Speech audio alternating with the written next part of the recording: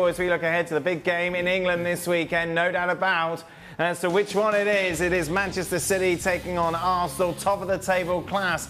Just the fifth game of the campaign. Of course, we know how important this could prove to be come the end of the season. City, perfect so far this campaign. Looking to continue that 100% start to the season. According to the bookies, they are favourites. Arsenal coming in at 17-5 underdogs as we welcome in Ian Darke and Nader Manura with us as we look ahead to this clash. Gentlemen, let's get straight to it. Let's take a look at everyone's predictions, shall we? Nobody is going for an Arsenal win. Everyone seems to agree that it is going to be a tight affair. Nader's going for 2-1, Stevie 1-0, Craig 1-1.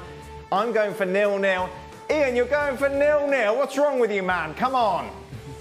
Well, it was 0-0 last season. I mean, Arsenal have got a terrific defence. I think they've kept clean sheets in 9 of their last 10 away games in the Premier League. So I think they're super organised. Gabriel, Saliba, the goalkeeper's in fantastic form. Saw that in the Champions League the other night. So I think they can shut City out again and get a point. Oh. Yeah. Let's just make that noise, shall we, for the next half an hour? 0-0. No, we get all that, but you know, look, they're not playing. You know, they're not playing City every week, are they? So yeah, you haven't got that attack to sort of deal with. Look, one of the reasons I've gone for a draw is like all the talk about, you know, Odegaard's injury and Rice being out last week. They knuckled down. They got themselves the 3 points at Tottenham. Clearly, this is a much bigger test. They did get the draw up there last year. It was towards the end of the season. I felt that was the wrong way to go about it because it was at the business end of the year, and I think they should have gone for it a bit more. Didn't win the league, so I think the proof's in the pudding. But they cannot afford to let City get 5 points ahead. I mean, it's not a title decider, sure. 5 points. But, but it's quite a hurdle early in the season to give City. If City were to win this and go 5 clear of Arsenal, that's a big punch in the ribs. I mean, it really is. So then you're sort of putting yourself under more pressure if you get the odd draw, you drop some points. And they start pulling away. So I think it's important that, you know, if obviously Arsenal can win it, great, and go up there and go toe-to-toe. I don't think they will. But they can't, I think, after 5 games, which it will be, see a 5-point gap. That's quite a lot early in the season. Craig mentioned some of the criticism that was wielded of, at Arsenal and their approach to the game last season. Yeah. Is the narrative slightly different this time around because it is so early in the campaign? No, absolutely not. I don't think so. They need to go for it more than they do? No, there's no way they go for it. Right. They'll do exactly what they did last week against Spurs. And they'll do what they did against City the last time as well. And they actually did it against Liverpool last year as well. Whereas they got a line and they kept it and then they counter-attacked. Now, it's a great way to go about it when you've got the talent they have going forward. Unfortunately, the talent they have going forward, they can't score goals right now. You know, Havertz has got 2 and 4. Saka's got 1. Trossard's got 1. Martinelli doesn't have any. So if you're going to play a counter-attacking game and your forwards are firing blanks pretty much, that's a tough ask, particularly at City. And City's got Erling Haaland, who I think is the difference. You know, again, their other players, the peripheral strikers, aren't particularly on the ball either. But Haaland is. And he's going to be the difference. But he was kept quiet, wasn't he, in the week against Inter Milan? We'll see that sort of same approach, won't we, defensively, certainly from Arsenal? Yeah, absolutely. I mean, every time they stop an attack, it's great to see, I think. You see Gabriel and Saliba almost starting a party. They're pumping fists. The goalkeeper's the same. Raya, I think Timber's probably strengthened that defence, and left-back was a little bit of a problem area for Arsenal. But they're very, very good. I mean, they don't have Odegaard's quality at the moment in the creative department. You're looking at Haaland's figures there. They are obviously phenomenal, and he does take some stopping. They can't give him even half the sight of goal. But, you know, they played City over 3 hours last season in the Premier League and did keep a clean sheet on both occasions. What did you make of Arsenal's performance against Atalanta? It was very European for them, isn't it? It's kind of what we're used to seeing, isn't it? Away against Bayern, away against Porto, kind of this weird playing within themselves. It was tepid. It wasn't an out-and-out defensive counter-attacking display, and it wasn't an get-after-them display. It was somewhere in between. that was a little... Well, they were sloppy. They didn't pass the ball well. But I guess, you know, I keep talking about Toni Kroos with Real Madrid. I guess we're now figuring out how important... We knew Odegaard was important to them, but it seems like they really miss him. What is it that he offers that they're missing in particular? Just that connection between the middle and the front. Right. You know, in and around the penalty box, he's got an eye for a pass, whether it's a little dink or whether it's just a solid through ball. He just sees things a little earlier and has the ability to play that pass. I don't think they have anybody that can do that. And people were talking last year about Declan Rice, how he can go further forward and he can pick a pass. I'm not so sure. He hasn't shown us that so far, that's for sure. One of the criticisms I think maybe you could level at Arsenal is it safe to say that maybe take a little backward step sometimes in the bigger games? They're just a bit tepid. Yeah, and you know, I don't.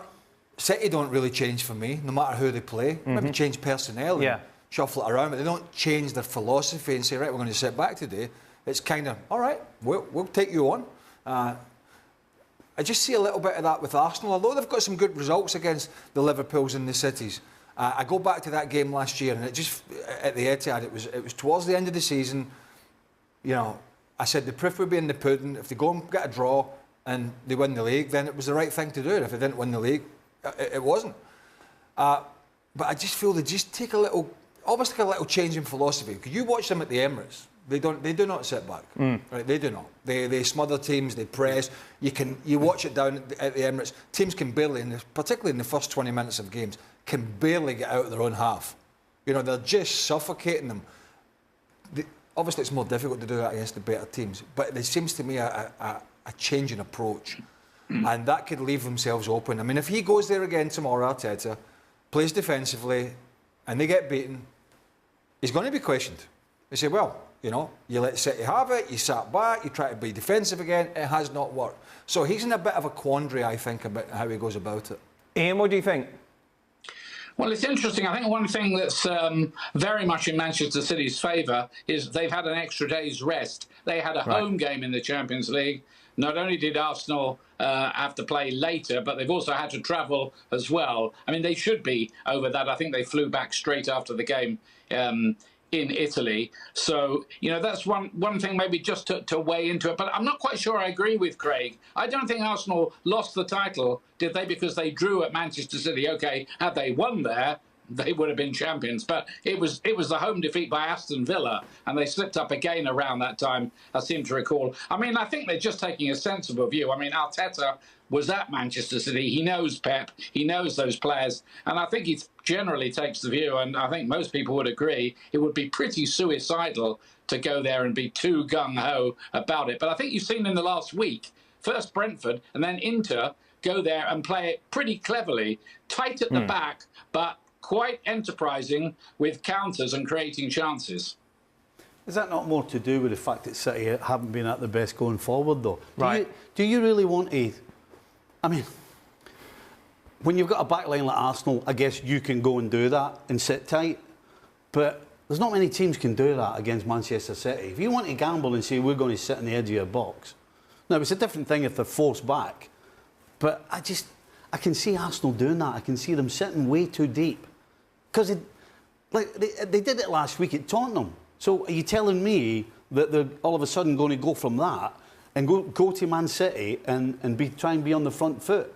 I just don't see how it happens. You're asking for trouble. If you think you can go sit tight, albeit against a City side that are not quite firing going forward, but at any stage they could just catch fire and then you're in big trouble. You sit back at Tottenham, and particularly this Tottenham side is a bit different, isn't it? They can't hit a barn door in the Premier League start of this season. Yes. So the City's completely different. The one thing I don't get here is I'm nobody suggesting being gung-ho, but I go back to it. Klopp's Liverpool did not take it's like a boxing match. They didn't go and stand on the ropes. They didn't. They didn't always play well, didn't always win, but they had their success. They gave City a lot of problems, and they backed themselves. Arsenal at the moment, we would consider them second best team in the league, right? Yeah. Probably. Yeah. Are we saying the second best team in the league that have challenged City for 2 years for the bulk of the season can't go there and play their own game? I mean, we're not talking about City against somebody in 16th here. So that's what I'm saying. I don't done it. And that's the point. They have changed the philosophy for some of these bigger games. Let's welcome in Nadem now. I think we fixed your technical issues, Nadem. Obviously, you take a look at this game. You've gone for a City win. We're talking about Arsenal and what they're going to bring to the table and whether or not it's going to be similar to what we saw last season. To be honest, I think it kind of feels to me like perhaps it will. I think as we saw with Arsenal last weekend when they played against Spurs, I thought Arsenal could have had an approach which maybe was more on the front foot in terms of trying to keep good possession in the opposition half, creating tons of chances. But it wasn't really one of those games. And yes, they found a way to win that game and to sort of control the way that Spurs were attacking them. But they had, I think it was 36% possession. I think the Arsenal players are capable of having more, even in that derby itself. And I think when you look at this next game against Man City, well, maybe the game they just played against Atalanta is a sign as well. I thought defensively Arsenal were really good. But in terms of how they wanted to attack against the team who offered them a different threat in terms of going man-to-man, just all across the pitch, I again thought they would have created more. I thought some of the matchups that they had were probably favourable to them. But it didn't feel for the players in that moment that, you know, the whole attacking side of things was as important. And yes, it's a good point on the road in Europe. But as the guys are saying, you know, a lot of people perceive these guys to be the second best team in the Premier League. So them travelling around, you'd expect them, in my opinion, to do better. So I think as you look at this game against Man City now, I think they will sort of take what they're given. I think they will try and keep possession, but they know themselves that the threat on the counter-attack is going to be a huge one for them. And as a consequence, maybe there will be times when they'll go without the ball. But ultimately, you know, if it leads to them winning the game, then I suppose they'll be happy with it. 0-0, of course, between Atalanta and Arsenal. The same scoreline between City and Inter, Nadem. It almost had a pre-season friendly feel about it.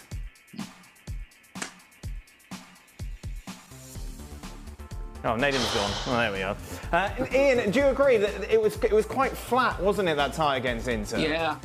I think it's the new format. You know, you've got 8 games to go through, and teams like Manchester City and Inter know that they're going to probably finish in the top 8. So if you drop a couple of points early on against quality opposition, there's nothing really to get too upset about. It's not too heartbreaking. I think you saw that at the end, didn't you, with that byplay with Erling Haaland and Ajerbi, you know, having a bit of banter and a bit of a laugh about everything.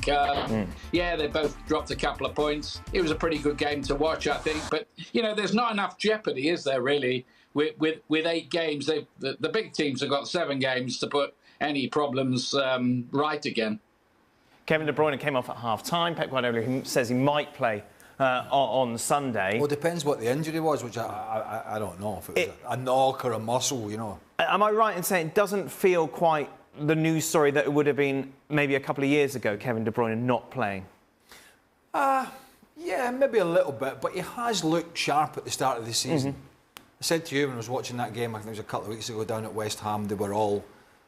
I mean, West Ham, they're a decent side, West Ham, but every City player was on the ball. And he looked as sharp to me that day as he had been for quite some time. Obviously, he had 6 months out last year, came back in, it was fits and starts for him, had a terrible FA Cup final, did not... Well, he was okay, it wasn't... The Belgian performances weren't down to him, but I think he did look a little heavy-legged. He's obviously had a little bit of a rest, and I think he's looked quite sharp. But yeah, you're absolutely right. They're not so reliant on De Bruyne as they once were. I think maybe Erling Haaland is a little bit with some of those early balls in that he plays in behind. But I think City have enough players to come in and be able to handle that. And why would you risk them if there's even a doubt? You look at the 2 teams, right? Odegaard goes out, and he brings in Partey and Jorginho. De Bruyne, if he's out, they bring in Foden. Yeah. Says it all, doesn't it? Let's just confirm the rest of the matches, shall we, that are taking place in the Premier League over the next 48 hours. The early time, intriguing one on Saturday morning. West Ham taking on Chelsea. And then in the Saturday afternoon games in England, you have the likes of Liverpool in action against Bournemouth, Spurs, Brentford, Villa, Wolves, Fulham against Newcastle, Leicester players to Everton, Saints against Ipswich. And the late game at Selhurst Park sees Crystal Palace against Manchester United. Then on Sunday, Brighton against Forest. And then it's the pinnacle, Manchester City against Arsenal.